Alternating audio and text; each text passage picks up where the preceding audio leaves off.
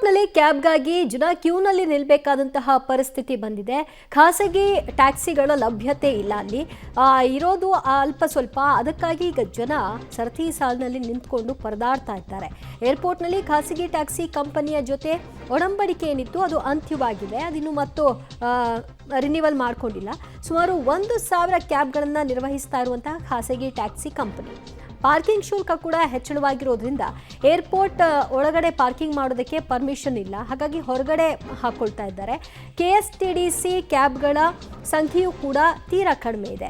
ಹೀಗಾಗಿ ಕ್ಯಾಬ್ಗಾಗಿ ಕಾದು ಕಾದು ಪ್ರಯಾಣಿಕರು ಸುಸ್ತಾಗಿದ್ದಾರೆ. ವಿಮಾನದಲ್ಲಿ ಬೇಗ ಬಂದುಬಿಡ್ತಾರೆ, ಆದರೆ ಕ್ಯಾಬ್ನ ತೆಗೆದುಕೊಂಡು ಅವರ ಮನೆಗಳಿಗೆ ಹೋಗ್ಲಿಕ್ಕೆ ಮಾತ್ರ ಅವರು ಪರದಾಡುವಂತಹ ಪರಿಸ್ಥಿತಿ. ನೋಡಿ ಅಲ್ಲಿ ದೃಶ್ಯದಲ್ಲಿ ಎಷ್ಟುದ್ದ ಲೈನ್ ಇವರೆಲ್ಲರೂ ಕೂಡ ಖಾಸಗಿ ಟ್ಯಾಕ್ಸಿಗಾಗಿ ವೆಯ್ಟ್ ಮಾಡ್ತಿರೋರು. ಸದ್ಯ ರಿನಿವಲ್ ಆಗಿಲ್ಲ, ಒಡಂಬಡಿಕೆ ಏನಿದೆ ಅಂತ್ಯವಾಗ್ಬಿಟ್ಟಿದೆ. ಪಾರ್ಕಿಂಗ್ ಚಾರ್ಜಸ್ ಕೂಡ ಖಾಸಗಿ ವೆಹಿಕಲ್ಸ್ಗೆ ಜಾಸ್ತಿ ಇದೆ. ಇದನ್ನು ಕೊಟ್ಟು ನಾವು ಅಲ್ಲಿ ಯಾಕೆ ಪಾರ್ಕಿಂಗ್ ಮಾಡಬೇಕು ಅಂತ ಅವರೆಲ್ಲರೂ ಹೊರಗೆ ಉಳ್ಕೊಳ್ತಾ ಇದ್ದಾರೆ. ಇನ್ನು KSTDC ಕ್ಯಾಬ್ಗಳು ಕೂಡ ಭಾಳ ಕಡಿಮೆ ಸಂಖ್ಯೆಯಲ್ಲಿದೆ. ಅವುಗಳಿಗೆ ಮೊರೆ ಹೋಗಬೇಕು ಅಂದರೆ ಹೆಂಗೆ ಕ್ಯೂ ನಿಂತ್ಕೊಂಡು ಸಿಕ್ಕಿದ್ರೆ ಹೋಗಬೇಕು, ಇಲ್ಲಾಂದರೆ ಇನ್ನಷ್ಟು ಗಂಟೆಗಳ ಕಾಲ ಕಾಯಬೇಕಾದಂತಹ ಪರಿಸ್ಥಿತಿ.